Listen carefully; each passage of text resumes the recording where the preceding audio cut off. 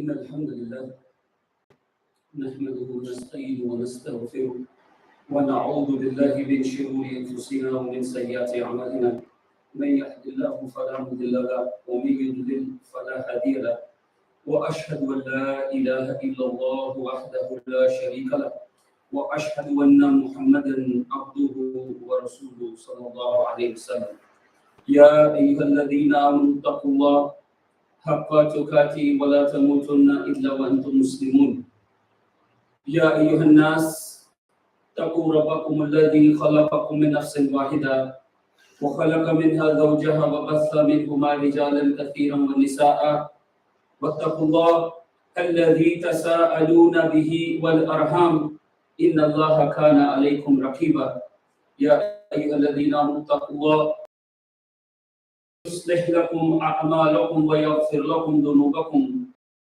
ورسوله فقد فاز فوزا عظيما أما بعد فإن أصدق الكلام كتاب الله عز وجل وخير الهدي هدي محمد صلى الله عليه وسلم وشر الأمور محدثاتها وكل محدثات بدعة وكل بدعة ضلالة وكل ضلالة.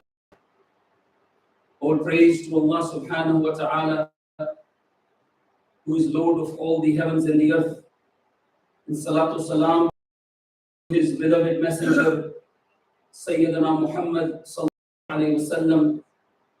And I ask Allah's protection from the deception of my own nafs, and I seek refuge to Allah subhanahu wa ta'ala from all the bad deeds my nafs is capable of doing. And I testify that there is no one worthy of worship but Allah subhanahu wa ta'ala, and Prophet Muhammad sallallahu alayhi wasallam is his last messenger. And those who declare the shahada have fear of Allah subhanahu wa ta'ala, the way it is his right to be afraid from, and do not leave this dunya unless you are in the state of iman, believing that whatever can hit you never miss you, and whatever can miss you never hit you.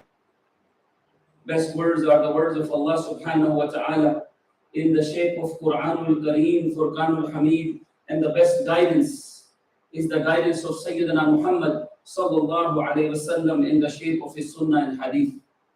And every newly invented matter in Islam is innovation, and every innovation is darkness, and every darkness leads to the hellfire. I beg Allah subhanahu wa ta'ala to show us the right path and keep us on it until we see him at the day of judgment. And I beg Allah azza wa jal to show us the dark path and helps us to be away from it unless we see him at the day of judgment. Allahumma ameen ya rabbal alameen. My dear brothers and sisters, many times we say things to our friends, our close family members, our relatives, the kind of a thing we say to them which indicates, which shows that we are nothing without them. Meaning that without you I'm nothing. Or what would I be without you? We are saying that you are the one. Because of you who I am. Or I am who I am because of you. Which shows what? Which shows that I am depending on someone. Without that someone, I'm nothing. And what happens when we go deep into this ideology? What happens? That our feeling get hurt. What happened? That we started to have this ghil in our heart. What happens? That our expectations break. Our mentality change thinking about other people. Our focus changes. Our focus shifts when we depend on other people, or when we make somebody dependent that you are the one, we have our daily life struggles. When we lost a job, when we don't get the house I was looking for, when my flight landed at the BWI airport or New York JFK airport, and the TSA member happened to choose me as a random person, and he opened and checked my luggage, and I am unhappy. All of these complaints, what happened? The number one thing we do, upon whom we depend, complaining. You know what happened with me? I'm standing here. Number one, my flight was late. Number two, this TSA member opened my bag. Number three is this. Number four, the guy who was at the desk, he was looking at me because of my attire or my outlook or whatnot. And that is complaining, and then you don't get satisfied. Maybe the other person had to go somewhere or cut it short. You didn't get satisfaction because you didn't get rid all of it from your chest. So you call somebody else. You know what happened, my brother? This is what happened. And he listened to 10 minutes of your complaining, because you are calling that person who is the one for you. Because to whom you are his brother, his friend, and you are being complainer, and you might have ruined his whole day. He must have the best of the day. He might have gotten the pay or the raise in the pay, or he must have gotten the best day in his marriage. He was having a good time with his wife, and you call, you know what happened? My wife cooked the worst of the meal, but he was having a good time with his wife. But he was obligated to listen to your complaint. You know why? You were his best friend. You are brother to him. So now, in retaliation, in response, he has to complain too, because everybody comes with the package, with the luggage. And whenever he has something, he has to get it off from his chest too. And he will be calling you. And that is going to create the atmosphere of complaining. Atmosphere of complaining. You know, we should have someone, but not for complaining, with whom you can talk something, not the complaining atmosphere. And you are complaining about what? Not the complaining about the one who created you. Why me? Why I was selected to be here in the long line? Why not in the short line? Why TSA selected me? And that complaining goes on and on and on and on. It never comes to an end. So now, what is the purpose of that someone in your life? Because once you become dependent, you always look for someone to get something off of your chest. And this is not healthy for the atmosphere, for the community, for your family relationship. Anytime you have something, you call and get this off of your chest. This is not good. Complaining about the qadr of Allah subhanahu wa ta'ala to the one who has no power. Let me put it again. You are complaining about Allah subhanahu wa ta'ala to the one who has no power. Allah subhanahu wa ta'ala has all the power. And the one you are complaining to is weak. The one bending is weak. And Allah is the most power. Allah is the strong. And the one you are complaining shows that you are weak. Shows that you are weak. And you are gaining nothing. As Umar radiallahu ta'ala says, beautiful. Whenever or however many times I come across this, the saying of Umar radiallahu ta'ala, it makes me live within myself, not to ask anyone anything. Umar radiallahu ta'ala, as he says about the person who complains about Allah subhanahu wa ta'ala. Not that why Allah has created me this way. No. The complaint of the daily life. Why I lost my job, instead of believing that this is the qadr of Allah. Why I am married now but have no kids. This is the qadr of Allah. If somebody is complaining, Umar radiallahu ta'ala, he says that laisa fi shakwati illa an tusina. The one you are complaining, you are not gaining anything. But let's say if you are making someone very happy or someone very upset or very depressed, meaning if one of your friends listens to your disastrous story, he is obligated to be depressed because you gave him a story. This is what happened to me and this is what happened, and always complaining. You are making him by default depressed. And if you flip the table, if you are telling someone who doesn't like you what he's going to say, you are going to make him happy. Because he doesn't like you to begin with, he's going to say, you know what, I'm happy it happened to you. That your tire got flat in the middle of the road. And you are complaining. You know what, I'm glad that you lost the power in your house. And you have no electricity in your house. And he's happy because you are in the downtime. Whereas what you are not gaining anything, but to displease Allah subhanahu wa ta'ala. So what is we are gaining from this?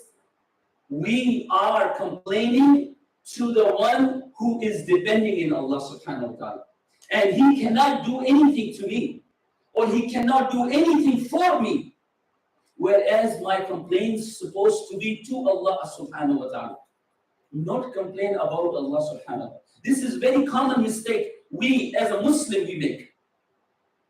We complain about Allah subhanahu wa ta'ala. Whether you are married and have kids, you are complaining your wife or your husband day in and day out. You pick up the phone, your husband leaves and you start talking to the sister. Or vice versa. You go to this masjid or that congregation or that gathering, my wife doesn't cook. Your wife says he's never at home. He never shows me and he's being the dictator of the house. He should not be talking about your personal affairs to the people who can't help you, who cannot make your husband obedient to you or make your husband to love you. Or vice versa. So we complain about Allah subhanahu wa ta'ala, which is sin. We should complain to Allah subhanahu wa ta'ala. And Quran from cover to cover, messengers, they complain to Allah subhanahu wa ta'ala. They complain to Allah subhanahu wa ta'ala at the time in need. And what we are doing, opposite. Complaining about Allah. And where we are, nowhere. Where we are, nowhere. Forward, we are going backwards. Whether it is the masjid, or the house, or the community center, or our teams, or sports ground, or anything, or youth groups, or sisters halakha. Wallahi, you see one thing, that you complain, groups, and what happens? Community destroyed. And you prove yourself. I am the man of the peace. I am the sister who represents peace. Because you complain first. You complain to the level that you destroy the community. And then the time comes to take the responsibility of the damage you cause. I didn't do anything. Be a man. Be a Muslim and take the responsibility. Come out from this fantasy world. Because we are complaining about Allah subhanahu wa ta'ala. Allah subhanahu wa ta'ala in the Quran recorded for something. Recorded for you and me. That the messengers, they complain to Allah subhanahu wa ta'ala. Number one, Yaqub alayhi salatu wasalam. In the Quran, in the surah, he did, Ibn al-Qayyim, he says this is the best thing in Arabic, those who are Arab speaking, ash-shakwa, which is complaining, is the best way to make dua to Allah subhanahu wa ta'ala. Now the culture we come from, we add that culture to the deen. There is no such thing adding the culture or mentality to the deen. Wallahi, you can do whatever you want. You cannot change the deen. If you do, may Allah bless you. A shakwa in our language is completely different. But a shakwa in the Arabic is to complain to Allah, which is halal, which is not prohibited, which is permissible. Ayub alayhi salatu wasalam, what happened? You and I, we all know 25 minutes cannot allow me to explain the whole story of each prophet. Whatever the difficulty he faced, Ayub alayhi salam, he said, my grief, my sadness, I don't care what you think about me. My grief and my sadness is to Allah subhanahu wa ta'ala. I am going to present my sadness. My heavy chest, my heart is broken to Allah subhanahu wa ta'ala. Why? Because he knows that if I take to somebody like me, it's not going to take me anywhere. Lesson for you and me, number one. إِنَّمَا أَشْكُ بَثِّي وَحُزْنِي إِلَى اللَّهِ. My grief and my sadness is towards Allah subhanahu wa ta'ala. Because you are just like me. If I'm going to present my rage, my heaviness, my problems, and I'm going to present to you, what's going to happen? You're going to either feel depressed for me, and I'm making you depressed because of my own problems, and in the result, you won't be able to do anything for me. You won't be able to grant me a child. You won't be able to grant me the job. I was making nice figures. But you're going to spread the rumors. That slandering, we think that's another topic of khutbah. We slander. And that's increased the ghil in our heart. Number two, Ayub alayhi salatu wasalam. What happened to him? What happened to him? What did he do? He went outside and asked for help? Wallahi, no. He said, Allah, oh Allah, the calamity reaches me, touches me. And who is the one who's going to cure? Anta arhamur rahim. You're the one with most merciful to the merciful. Look at these examples for you and me. And I have heard the brothers, wallahi, the brother came to another brother and he told these stories. We are listening to the masajid. I wanted to go to the masjid where people tell the new stories. This book is when the word Allah subhanahu wa ta'ala created until the word is going to come to an end. This book is for the rest of the life. Whether I live, somebody else come and replace me, you are here, or the new audience. This book is for everyone. Whether you just came to Islam or you are not a Muslim at all. Whether you are listening to me or watching me, this book is for everyone. For the people. Why? Because Allah says, Rabbul Alameen. He didn't say Rabbul Muslimin. In this alam or alameen, many creatures. Don't you making yourself fool by thinking that this book is only for me. And I am the one that Allah is talking to me only. Allah is talking to everyone. And this is my job to take this message to tell these people. And they will be asking me at the day of judgment, Shaykh, you were delivering the khutbah in this masjid, but you never come to me and tell me the hidayah, the nur, the straight path. So Allah is telling you and me through these stories to get your life better every day. You know why? They didn't have these resources, but we have. They made their life better every day. Then Zakaria alayhi salatu wasalam, who did he present his complaint? He didn't go anywhere.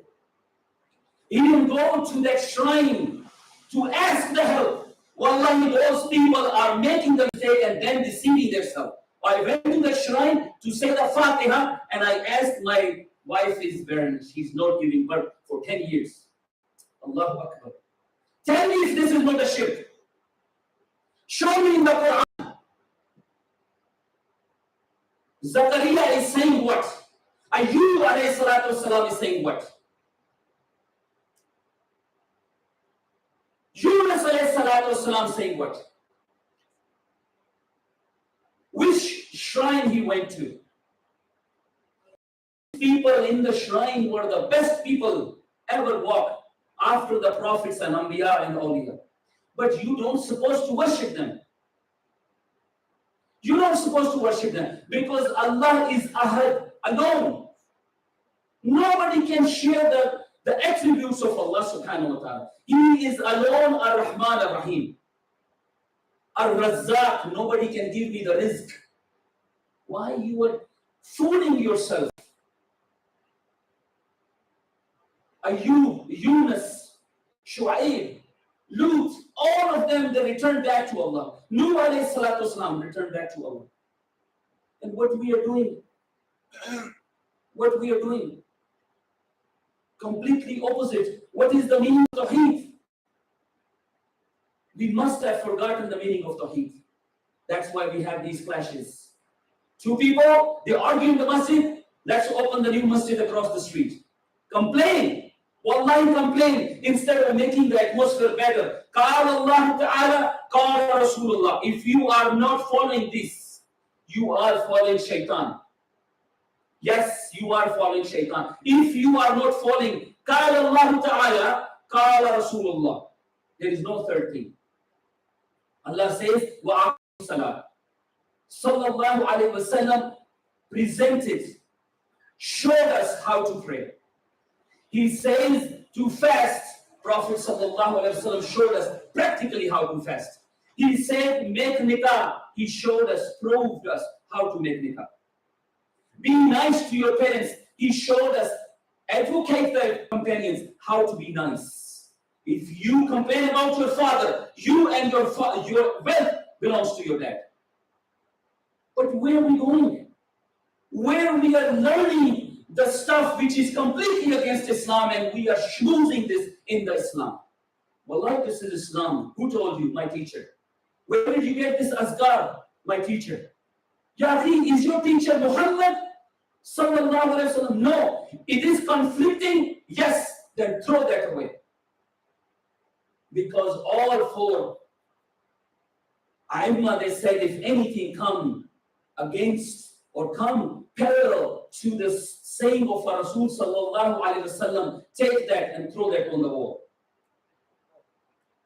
And we are making and giving the priority to the people. They have no knowledge as compared to the four Aimma. And then we are labelizing other people. You see, these people have no fiqh. These people, they don't believe in the Aimma. La hawla wa la quwwata. Ya ikhwan, think before you say something. Stop complaining. Stop complaining. Jibreel Amin came to our Rasul Sallallahu Alaihi Wasallam. The best of the angel is coming to the best of the man ever walked on the face of this earth. He came to our Rasul Sallallahu Alaihi Wasallam, and this is Hadith Qudsi. Hadith of Jibreel. Not the Hadith about the Iman and Salat and all that other stuff. No. He is coming to Muhammad Sallallahu Alaihi Wasallam. And you and I, we all know Jibreel does not come from its own wish. Jibreel came to our Rasul Sallallahu Alaihi Wasallam, and listen what he says. This hadith is in Musnad Ahmad, authentic hadith narrated by Sahal bin Sa'ad. He says, قال جاء جبريل إلى النبي صلى الله عليه وسلم فقال, when he came to Muhammad Sallallahu Alaihi Wasallam, and he says, Ya Muhammad. When he says Ya Muhammad, he's advising. Jibreel name is what? Title is what? Ameen. And when you say somebody Ameen, just to refresh your knowledge, Ameen means that he will not be a dishonest person. Amin. Rasul sallallahu alayhi wasallam, Sadiq al-Amin. Jibreel Amin. He came and he said, Ya Muhammad, Ish ma shita fa innaka mayyit. Do live as you wish you want to live. But remember one thing, you're going to die one day. Live as however you want to live, but remember you're going to die one day. وَعْمَلْ مَا شِئْتَ فَإِنَّكَ مَجْزِيٌّ بِهِ. Work as you wish, for you will surely be repaid. Whatever you're going to do in this dunya, whatever you're going to invest, you're going to get it hereafter. So remember, you are doing not for me or for anyone. You are doing for the sake of Allah. And whatever you are doing, you're going to get repaid. وَأُخْبِرْ مِنْ شِئْتَ فَإِنَّكَ مُفَارِقُ. Love whoever you wish, for you will surely be separated. You can love whoever you want to. We have love in our lives. My children, my parents, my wife, husbands, my best friend, my game. You will be separated. Either they are going to die, or you're going to die, or you're going to be in a long distance. And many of you who are sitting here, those who are immigrant, understand what does separation means. Some of you or some of us are living away from our spouses or children, sacrificing that relationship. Remember that you are going to be separated. And these two things are the essence of the khutbah. Last two things, and these 5 things can be divided onto the 5 khutbah, but these 2 things real quick. And then he said, وَعْلَمْ أَنَّ شَرَفَ الْمُؤْمِنِينَ قِيَامُ اللَّيْلِ. And know the nobility of a mu'min is to stand in the qiyam in the middle of night. The nobility is for a mu'min to stand in the middle of night. Why? To tell Allah subhanahu wa ta'ala whatever the grief you have. And whatever reason is making you sad. And number 2, وَإِذَّهُ إِسْتَغْنَاؤُهُ عَنِ النَّاسِ. And the honor, the dignity is in his independence of people. The one who does not ask people. Once you get this habit adopted, you start asking, you will keep asking. Ask from the one who does not ask anyone. Ask from the one who does not rely on anyone. And that is one and only Allah subhanahu wa ta'ala. أقول قولي هذا استغفر الله لي ولكم إنه هو الغفور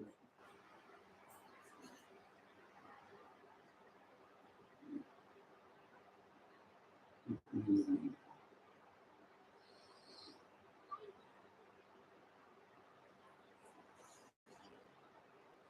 إن الحمد لله والصلاة والسلام على رسول الله وعلى آله وصحبه أجمعين. اللهم صل على محمد وعلى آله وصحبه أجمعين.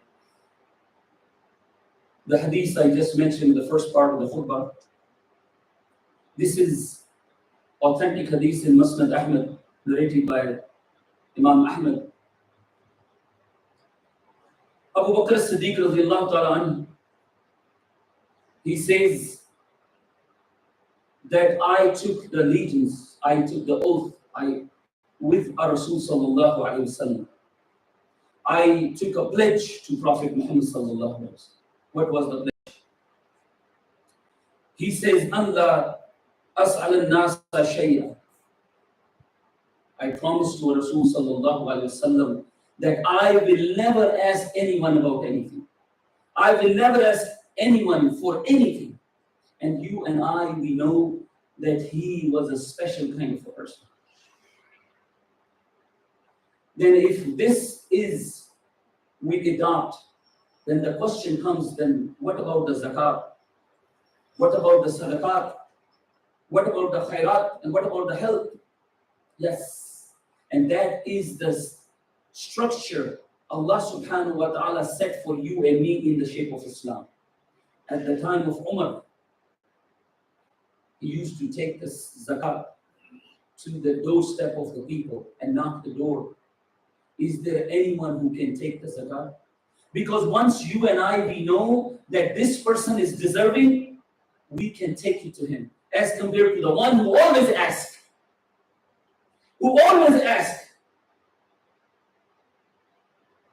That is the nature of a human being. And therefore Allah subhanahu wa ta'ala set this structure for you and me to follow.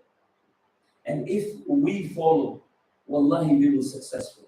We will be successful. Whether this world is telling you you don't have a job, you don't live in a lavish county or a lavish house, you are a failure.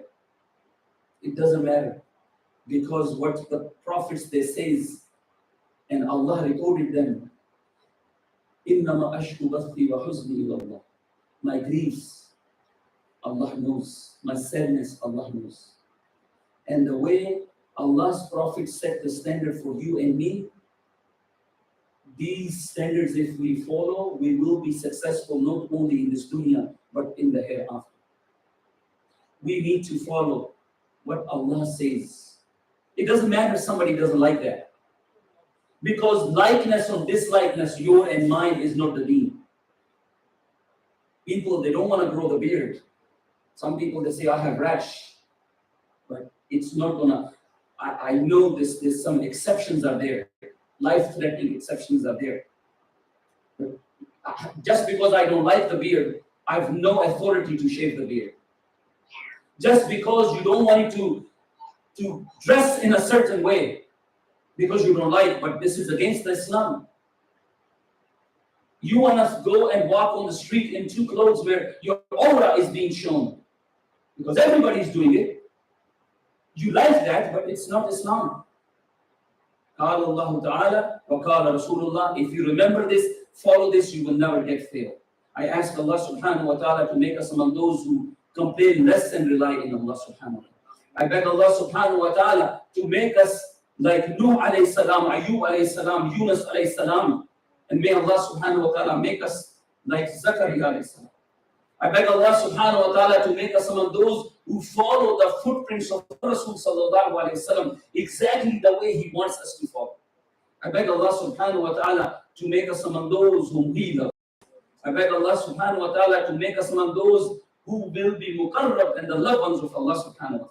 I beg Allah subhanahu wa ta'ala to make us among those who will be given their amal, the book of deeds, in their right hands at the day of judgment. I beg Allah subhanahu wa ta'ala bring the unity in our communities. I beg Allah subhanahu wa ta'ala to make us among those who follow Allah's command through our Rasul sallallahu alaihi wasallam.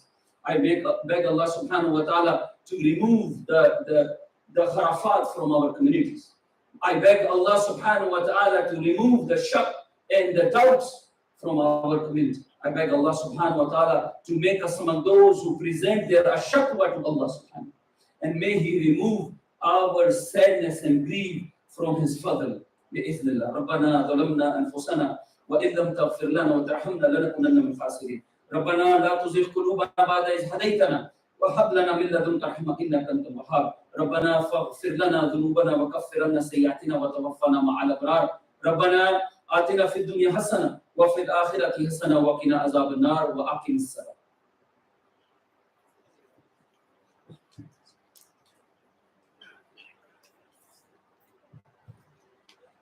الله أكبر الله أكبر